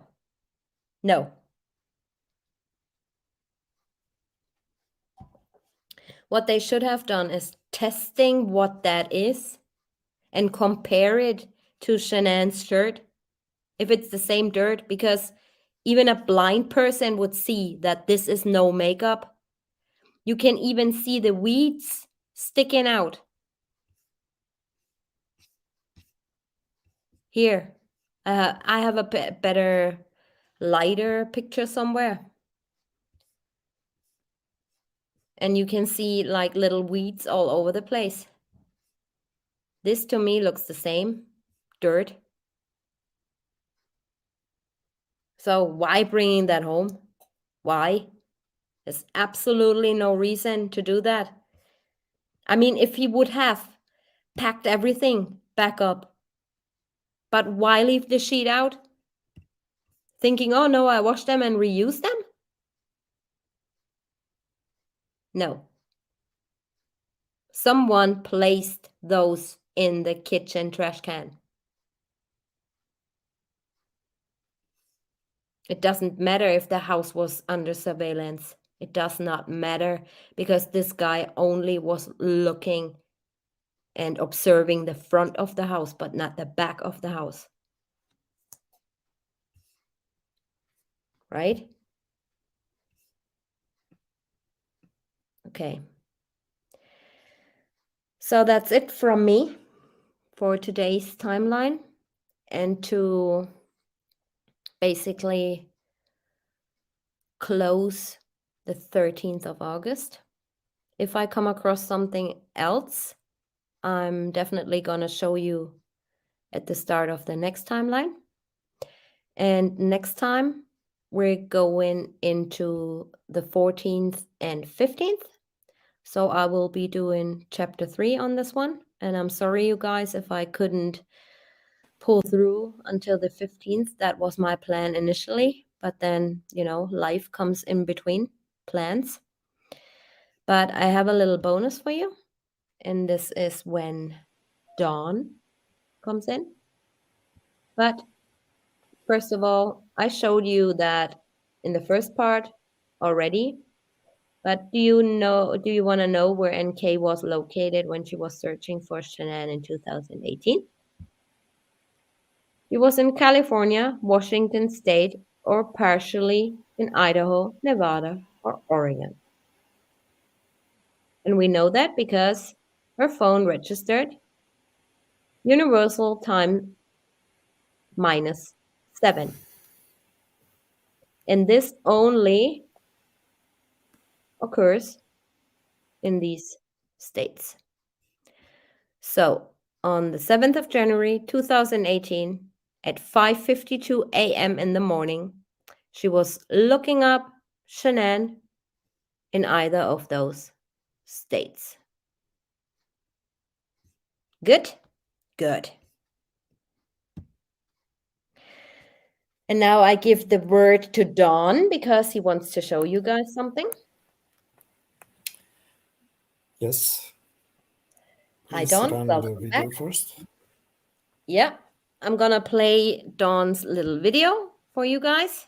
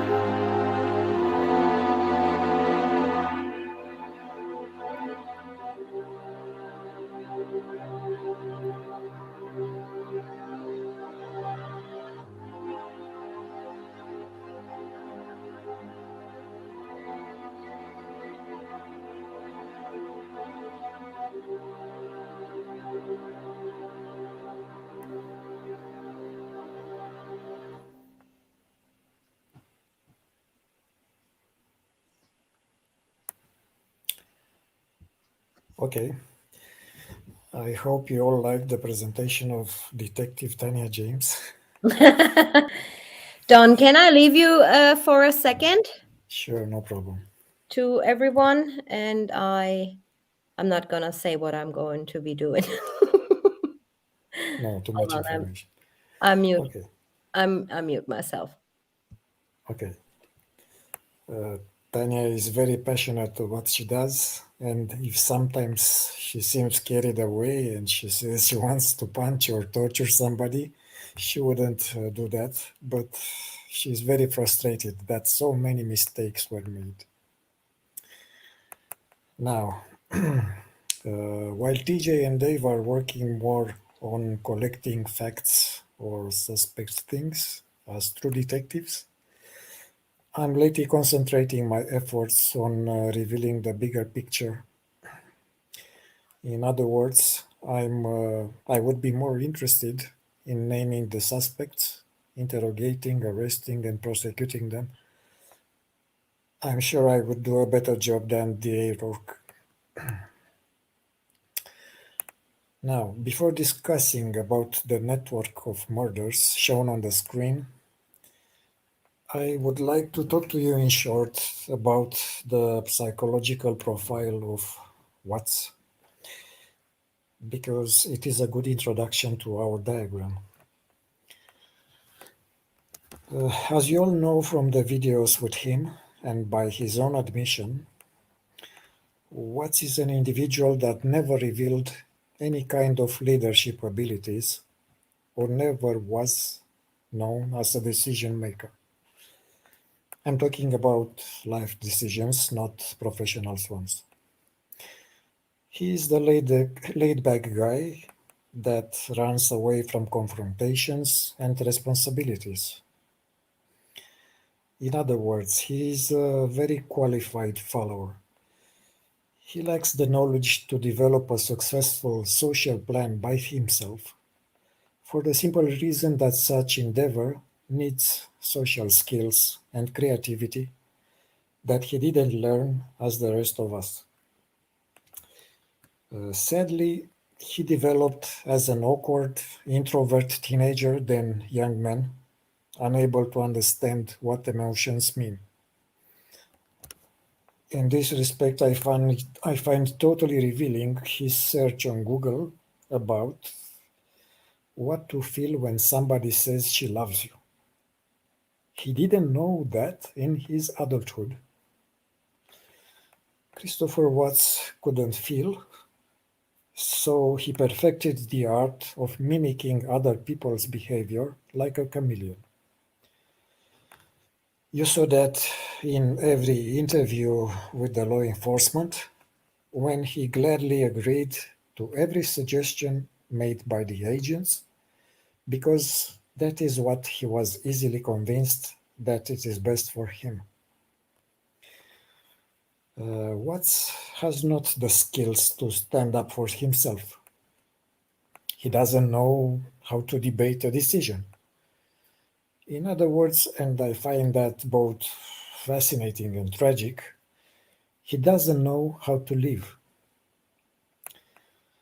Watts is like a robot in his social life. If you need proof to that, watch again the interview he gave to the news channel. It is scary to see how his facial expression doesn't match his words and his gestures. He looked like a broken toy with a broken program running on depleted batteries. In conclusion, I think we can agree that apart from the contradictory facts presented in the timeline series, Watts couldn't do the murders by himself from the psychological point of view. It's not like, let's say, one morning of August the 13th, he woke up and said, "You know what? Today I know perfectly how to kill my pregnant wife and my two daughters." That can happen. A quadruple murder or failed kidnapping needs careful preparation and planning. It needs a mastermind, it needs helpers, and it needs information. Now, I would like to direct your attention to the network diagram on the screen. Note that we have hidden the identity of the partners in crime, for now. Not because we don't know who they are, but because at this time we don't want to put into jeopardy any future official investigation and trial in court. What we can tell you for sure is this. With the evidence that we gathered, and with the extensive knowledge to point exactly for the missing information, the conspirators will be treated as suspects and brought to interrogation as they should. No if, no but. The evidence is damaging. As you can see on the diagram, there is the mastermind annotated with letter A. He or she coordinates the plan by getting supplemental information from up to 4 informants, annotated with letters D, E, F, and G. Note that the informants didn't know one of another, and they were not aware of any plan, only on a need-to-know basis. When I say informants, I take also into consideration the possibility that one of them planted recording devices in 2 rooms in the Watts house, one in the bedroom and one in Shannon's office. The mastermind had a plan for helper B and another cunning secret plan for Watts. He had to be caught red-handed or framed before having time to get rid of all evidence. Helper B asked Helper C for assistance with the knowledge of Watts. In other words, Helper B, C, and Watts acted together to some extent. The plan had elements that involved kidnapping and or murders. The benefits had to be split between A, B, and C, while Watts would have been served on a silver platter to the law enforcement as a patsy. Of course, not as a fully innocent one, but as a sacrificed pawn. Now remember that everything that happened from Monday the 13th to Wednesday the 15th was planned. Nothing was random, except some unexpected events that involved Bella and Celeste. In the end, I would like to address to the mastermind of the murders. We know who you are. We know. You will be dragged from your burrow to justice sooner than you think. Do you know why? Because your network has a weak link. One of your trusted helpers is about to confess in exchange for a lesser sentence. Now live with it, because we will not stop and we will not run.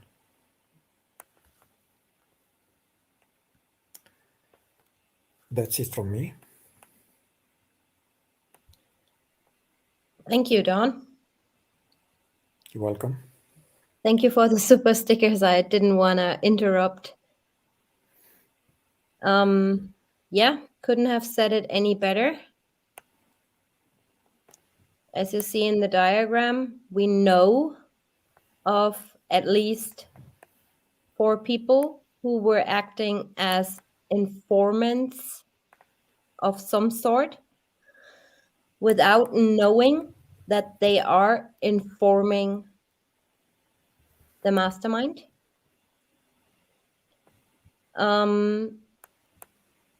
Chris Watts was a role player, definitely. He knew, he knows.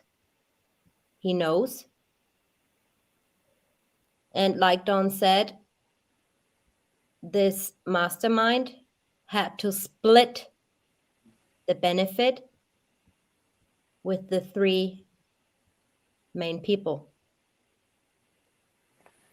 Except that one of them, that is Watts, had to pay. Yes. In that chart, as you can see, is this person was trying to pull out, save face, by paying off these 2 people. These 2 people conspired with the mastermind to frame him.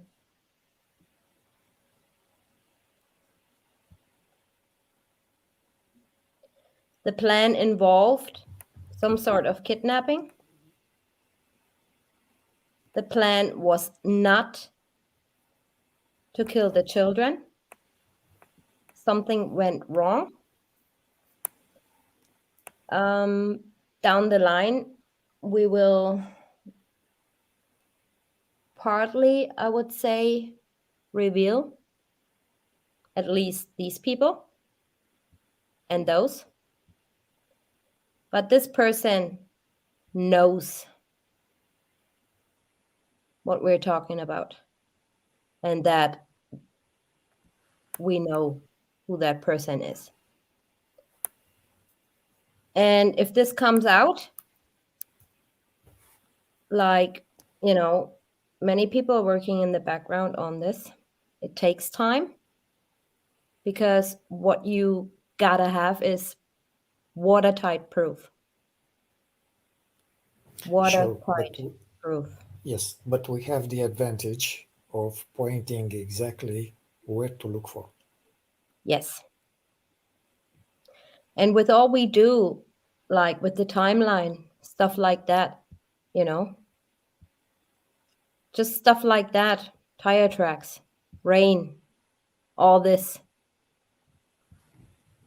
We're getting there. We are getting there. And I don't have any fear of haters, obviously, of course, if I get a hate mail or hateful comments, of course you're thinking about it because you're a human being with feelings. But I have no fear whatsoever from any one of these people. Like Dave says, we won't run. I most certainly will not run, because I put my whole life into this case. I try to not put so many feelings into this case. even though it's very hard, especially with cases that involve children in general. Um, and for me, the worst thing is how it all went down. I mean, I see, how can I put this? I mean, I see, husbands or wives kill their partners every day. But what went on in this case is way beyond what we could ever imagine. Yes, and usually a family annihilator suicides himself. Yes, suicide. Sorry, say again, I did not hear. Usually, a family annihilator commits suicide, Mm-hmm. Yes. but it's not the case in here. No. Somebody else had to benefit. It was all planned from the beginning, and when we will discuss the aftermath, what happened probably after Watts was arrested, we will come with the next network that was put in place that Mm-hmm. involved people from the law enforcement agencies. Yes, definitely. Because that's the reason we did not, or I mean, we have so much information in the background. We know exactly where to go and who to go to and who definitely not to go to, law enforcement Yes, wise. it is an So, investigation by elimination, more or less. exactly. So, we definitely, thanks to internal affairs, we know who not to approach and we know who to approach. And yeah, this is how it goes. I mean, it will take time, and I get so many emails. What's taking so long? And da da da da. But you guys, you cannot just go out there, arrest people, or urge law enforcement to to arrest people. They need proof, and they are working on this. We are working on this, and there is proof, but it has to be watertight and admissible in court. You only have one shot. So we cannot F this up. Watts lost his chance when he was asked in the court in the sentence day if he has something to declare. You know, I told you, yeah, Tanya, that if he took that opportunity to tell the truth, that everything was a lie, that some of his plea deal was took under duress, under psychological duress, Hmm. and other type of threats, then he would be a hero now. But he lost that chance. Yeah. But some of those that are depicted in this network have still the chance to come forward and tell the truth. If not, they will belong in prison along with what? Right. Elizabeth, the 35C is not gone because when he is fighting the larger or bigger sentence charges, they will be automatically be looked into. So there's plenty of time. Penny, if something happens to me, nothing is going to happen to you. Hi, Belle. Nothing. Oh, we have another guest. Hello, my little jungle friend. Hello? Do you want to talk to me or no? Dave just joined in, but I cannot. Oh, he's gone now. Can't hear him. Did somebody ask you to if something happens to you? No, Penny was just saying, if something happens to me, I want you guys to investigate, okay? And I said, nothing is going to happen to you. Hello, my little jungle friend. Oh, God, bad connection. Now, if something happens to Tanya, I'm 2 hours away by plane. Yeah. Oh, and he means it. Like, you remember the other day when I said, call me, it's urgent. And you said, I was thinking you were attacked on the street. Yeah, I mean, three red exclamation marks that look like blood. Oh, my God. So, Dave, what's going on with your connection? I Can you think hear he's me? mobile. Yeah. Oh, Hi. cool. All right. I just wanted to quickly chat with you for a second. I just want to congratulate you on the effort and work that you've put in this week. That was an unbelievable live stream, and hats off to you Thank and you. Don for the presentation that you've just actually given everybody. Uh, there were many blow your knickers off moments, and none more so than Chris circling around Cervi 1029. I'm absolutely so Mm-hmm. proud of you, and you're an absolute genius. And it's great to know you. Thank you. All right, so I've got massive internet issues. I just wanted to quickly just say that, and yeah, you're a wizard. Thank you so much for a brilliant presentation. Thank you, Dave. We talk No worries. later. Bye. Bye. Bye, Dave. Bye. Oh, nice. He's working. Yeah, but I couldn't. I wanted to do this on my usual Saturdays, but sometimes stuff just gets in between. So, yeah, I'm very sorry that he could not be on here tonight. But yeah, maybe next week. Oh, he's going away next week, I think. Yeah. Some people think, oh, they're not talking anymore. They're, but no, it's still stuff in the background. But sometimes, life comes in between and everyone has stuff to do.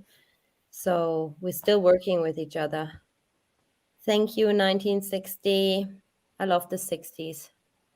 I wish I was born in the 60s or was like 18 in the 60s. Love it. What do you mean? How was Shanann dead or not? What do you mean, Joan? I love it when Dave rips into NK. Yeah, that's Dave. That's Dave.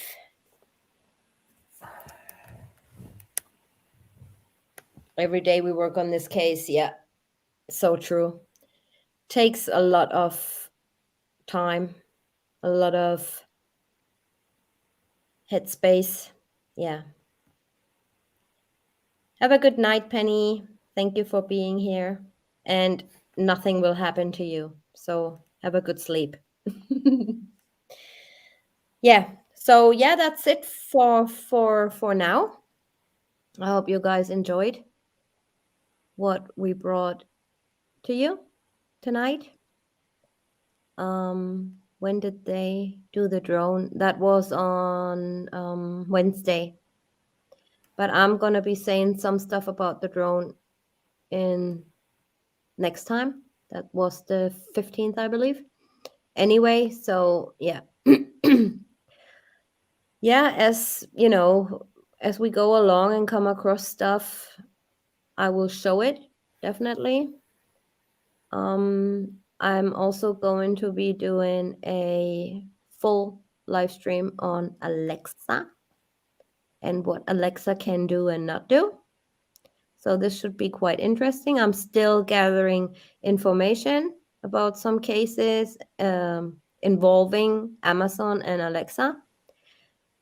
So if that is if I'm pleased with information I have, I will be showing to you guys.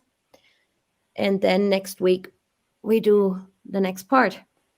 I cannot say, oh, why am I not turning my camera on and stopping the screen? I cannot say when I'm going to be doing it, Friday, Saturday, or Sunday, depending on how much work or, how many people are calling in sick again.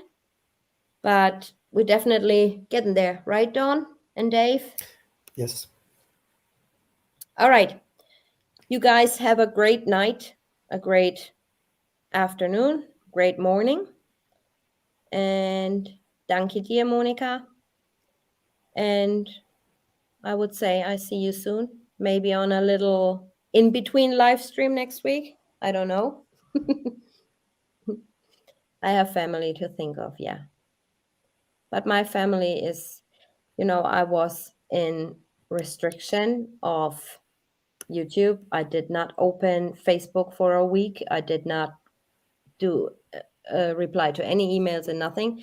And you know what, guys? It was really good for my soul and, not to get involved into that social media stuff. So I'm going to be doing that from time to time for a couple days, just not doing YouTube, not doing Facebook, not doing nothing. But yeah, you should try. It's really soothing. Like my little son always says, "Oh, it's so soothing." It's like, all right, you guys, thank you so much for being here tonight with us. And take care of yourself. And be good. Stay out of drama. A load of drama going on in the true crime community, I heard, at the moment. But yeah, stay out of it. Don't get involved in anything. This is the best you can do. And I see you on Dave's channel, maybe, or on my channel next week. Hopefully, again with Dawn, if you're up to it. Sure.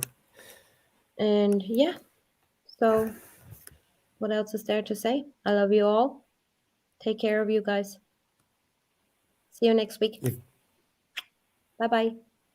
Bye bye.